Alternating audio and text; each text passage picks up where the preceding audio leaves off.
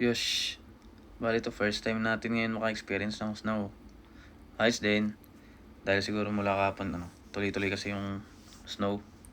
Yuki ga zutto tsuiteru kara. Ito, nag-pile up siya kahit konti. Chotto, yuki ga tsumotta.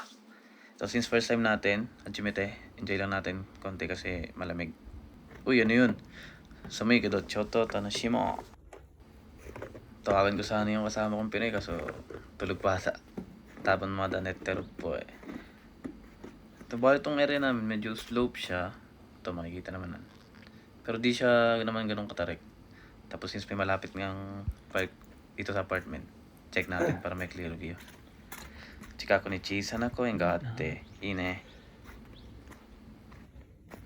Ito, tapos ito palang part na to medyo matarik na. Buti na lang di ko na ito nadadaanan. Lalo na pagpapasok at galing trabaho. Parang nagchinelas na lang ako. Talaga namang pagkakalapit ng mga re. Tingnan ko magsasapatos.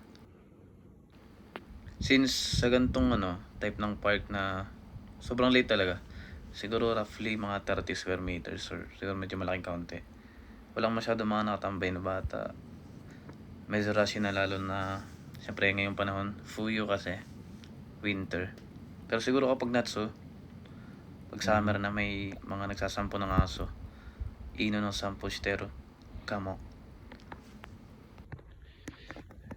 Tapos tayo uwi na. Okay na ako. Babalik na para manginain at medyo pasal na. Gawang alas 8 na rin. Okay, dahan-dahan lang sa hagdanan at sobrang dulas lang talaga. Okay. May footprint pa, may Ashimoto pa. Ginawang Clement siguro yun. Ito dahan-dahan lang. Parang yung tunog ng pag-akit, may ngumunguyang yelo eh. May bakas po ng krimen. Uy! May krimen.